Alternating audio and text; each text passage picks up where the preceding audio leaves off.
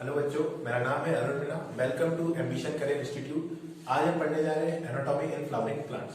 इस चैप्टर को स्टार्ट करने से पहले मेरी आपसे एक रिक्वेस्ट है कि अगर आपको हमारा वीडियो अच्छा लगे तो प्लीज इस वीडियो को लाइक कीजिएगा और हमारे चैनल को सब्सक्राइब कीजिएगा। तो चलिए स्टार्ट करते हैं हमारे चैप्टर को। Anatomy in flowering plants. Anatomy जो होता है वो दो वर्ड से मिलकर बना होता है। पहला होता है एना और दूसरा होता है टॉमी। एना एंड टॉमी, ठीक है। टॉमी का मतलब होता है कट। तो किसी भी स्ट्रक्चर को काट कर उसके इंटरनल स्ट्रक्चर्स की स्टडी करना, उसी को हम क्या कहते हैं, एनाटॉमी। इस चैप्टर से पहले हमने पढ़ा था मॉर्फोलॉजी इन फ्लावरिंग प्लांट्स, जिसके अंदर हमने प्लांट के एक्सटर्नल फीचर्स की स्टडी करी थी। पर इस चैप्टर के अंदर हम क्या बात कर रहे हैं, इंटरनल स्ट्रक्चर्स की बात कर रहे हैं। तो जो प्लांट होता है वो स्टार्ट कहां से होता है, सीड से स्टार्ट होता है। एक छोटा सा सीड एक बड़े सा प्लांट को बना देता है, ठीक है। तो किस तरीके से एक सीड से एक प्लांट बनता है, ठीक है, और उस प्लांट के अंदर किस तरीके से डिफरेंशिएट होकर अलग अलग स्ट्रक्चर बनते हैं, ठीक है। और स्ट्रक्चर्स बनने के बाद उसमें क्या बनते हैं, फ्रूट्स बनते हैं, ठीक है। तो सारी की सारी जो चीजें होती है वो इस चैप्टर को पढ़ने के बाद हमें समझ में आ जाएगी, ठीक है। तो सबसे पहली बात, प्लांट के अंदर सिंगल सीड सेल से मल्टीसेलुलर प्लांट कैसे बन जाता है, ठीक है, इस चीज की स्टडी करना है, ठीक है। तो जो प्लांट होता है उसके अंदर दो टाइप के टिश्यू होते हैं, ठीक है। एक तो होते हैं परमानेंट टिश्यू और एक होता है मेरिस्टेमेटिक टिश्यू। जो मेरिस्टेमेटिक टिश्यूज होते हैं वो प्राइमरी टिश्यू होते हैं। मेरिस्टेमेटिक टिश्यू डिवाइड कर क्या बनाते हैं, परमानेंट टिश्यू बनाते हैं, ठीक है। तो चलिए हम स्टडी करते हैं आज मेरिस्टेमेटिक टिश्यूज के बारे में, ठीक है। अब प्लांट बॉडी के अंदर मेरिस्टेमेटिक टिश्यू की लोकेशंस कहां होती है, ठीक है। तो देखिए ये एक प्लांट है जिसके अंदर क्या है, रूट्स, लीफ है और शूट है। तो मेरिस्टेमेटिक टिश्यू जो होते हैं वो शूट में भी होते हैं और रूट में भी होते हैं, ठीक है। तो जो रूट में मेरिस्टेमेटिक टिश्यू होते हैं उनकी लोकेशन अगर आप देखें रूट के अंदर, तो वो होते हैं एट रूट एपाइकल मेरिस्टम। तो जो रूट का एपेक्स होता है वहां पर क्या होते हैं, मेरिस्टेमेटिक टिश्यूज होते हैं, ठीक है। और शूट में अगर आप मेरिस्टेमेटिक टिश्यूज की लोकेशन देखें तो वो होते हैं एट शूट एपाइकल मेरिस्टम।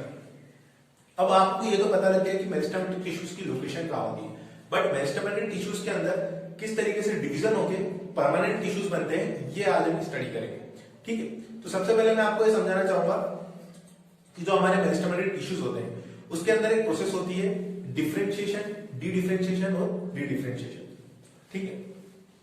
तो चलिए पहले इस चीज को समझते हैं।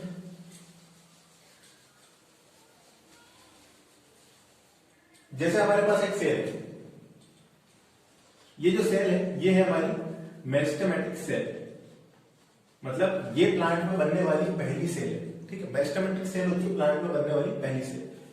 अब इस सेल के अंदर क्या होगा, डिफरेंशिएशन होगा और इससे बनेगी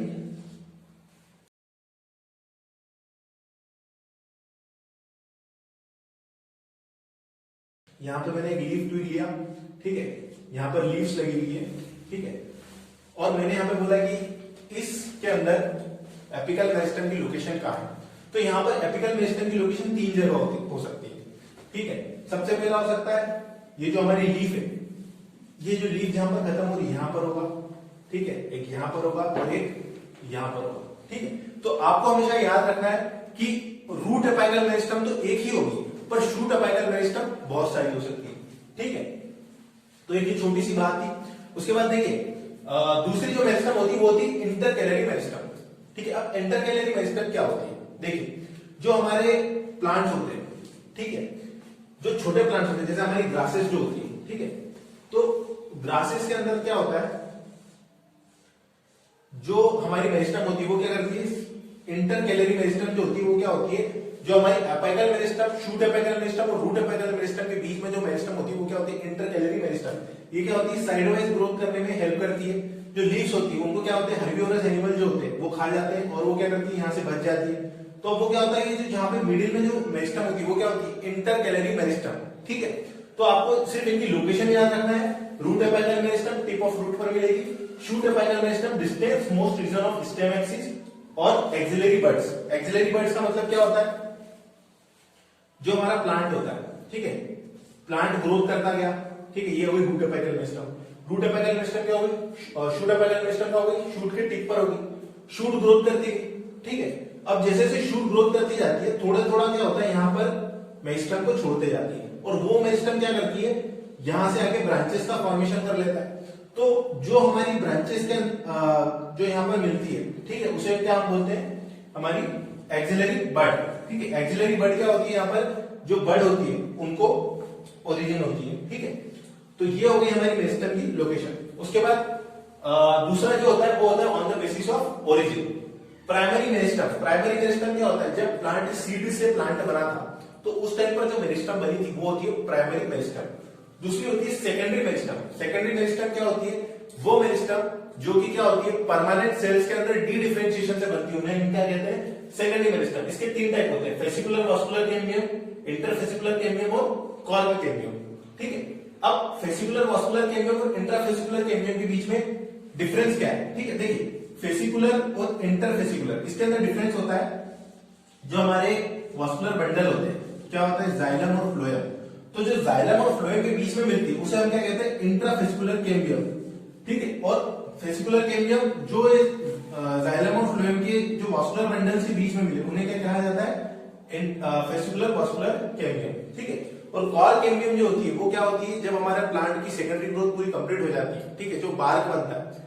अब कॉर्क कैम्बियम क्या होती है इसके बारे में आगे डिटेल में पढ़ेंगे, पर अभी इस पॉइंट पर आपको ये चीज समझना जरूरी है कि जो हमारी सेकेंडरी मेरिस्टेम होती है उसके तीन टाइप होते हैं, fascicular vascular cambium, interfascicular cambium और कॉर्क कैम्बियम।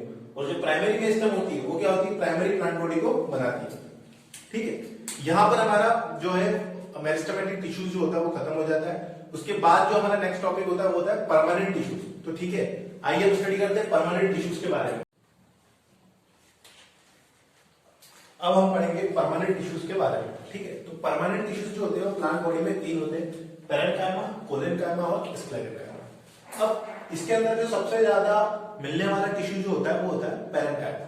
पेरेन्काइमेटस जो सेल्स होती है उनके अंदर खासियत ये होती है कि उनकी जो सेल वॉल होती है वो क्या होती है, थिक होती है। ठीक है, यहाँ पर तो ब्लू कलर के होते हैं पर ये होते हैं एक्चुअली में ग्रीन कलर के होते हैं, और इनके अंदर क्या होता है, इंटरसेलुलर स्पेस प्रेजेंट होती है। इंटरसेलुलर स्पेस का मतलब क्या होता है, दो सेल्स के बीच में मिलने वाली स्पेस।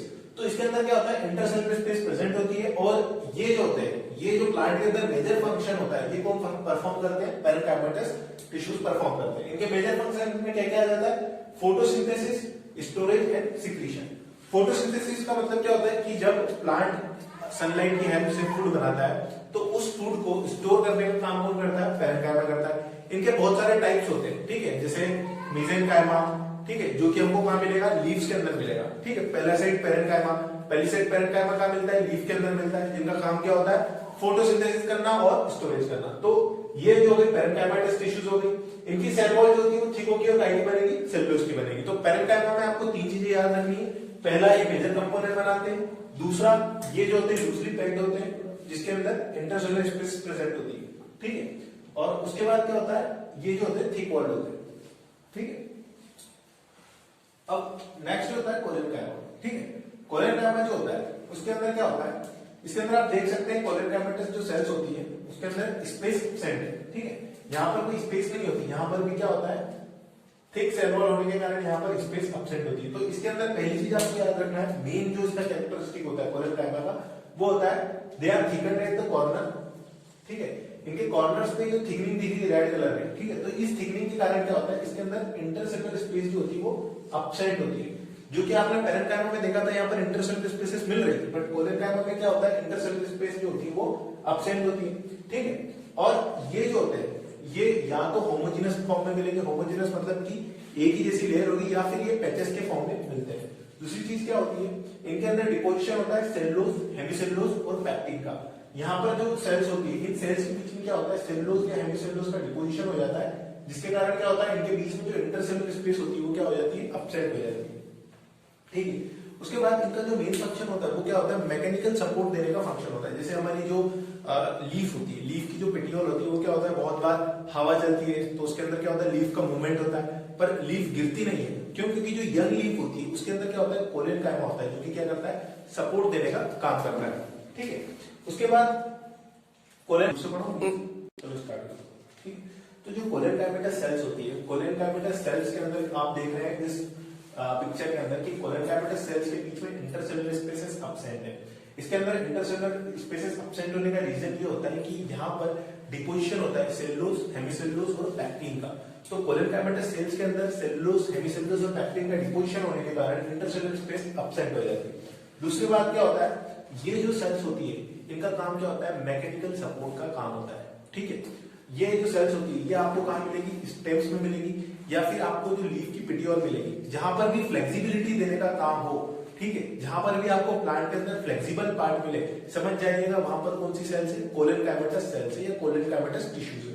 ठीक है, उसके बाद जो हमारा लास्ट और सबसे आखिरी में आता है स्क्लेरेनकाइमेटस टिश्यू। अब इससे पहले के जो हमने दो टिश्यूज देखे थे, कौन कौन से, पेरेन्काइमा और कोलेनकाइमा, वो तो लिविंग टिश्यूज थे। बट जो स्क्लेरेनकाइमा होता है वो होता है डेड टिश्यू। इनका डेड होने का रीजन क्या होता है कि इनके ऊपर क्या होता है, डिपोजिशन हो जाता है। ठीक है, जिसके कारण क्या होता है, यहाँ पे प्रोटोप्लास्ट अपसेट हो जाता है। ठीक है, अब प्रोटोप्लास्ट तो आपको पता ही होगा क्या होता है, जिनको नहीं पता है, जिनको पता है उनको तो अच्छी बात है, पर जिनको नहीं पता उन्हें मैं बता दूं कि जो हमारी सेल होती है उसके अंदर दो चीज होती है, एक तो होती है सेल वॉल। सेल वॉल के अंदर क्या होती है, प्लाज्मा मेम्ब्रेन, और प्लाज्मा मेम्ब्रेन के अंदर क्या होता है, हमारा साइटोप्लाज्म होता है। ठीक है, ये मान लीजिए ये साइटोप्लाज्म है। अब मैंने मान लीजिए इस सेल वॉल को हटा दिया, जब मैं इस सेल वॉल को हटा देता हूं तो इसके बाद जो अंदर की साइड जो भी स्ट्रक्चर बचता है उसे हम क्या कहते हैं, प्रोटोप्लास्ट। ठीक है, तो जो लिविंग सेल्स होती है उनके अंदर कैरेक्टरिस्टिक फीचर होता है प्रेजेंस ऑफ प्रोटोप्लास्ट। अब क्योंकि कोलेनकाइमा और स्क्लेरेनकाइमा तो लिविंग टिश्यू है तो इनके अंदर तो प्रोटोप्लास्ट मिलता है, बट जो स्क्लेरेनकाइमा होती है वो डेड टिश्यू होती है, जिसके कारण इसके अंदर क्या होता है, प्रोटोप्लास्ट अपसेंट होता है।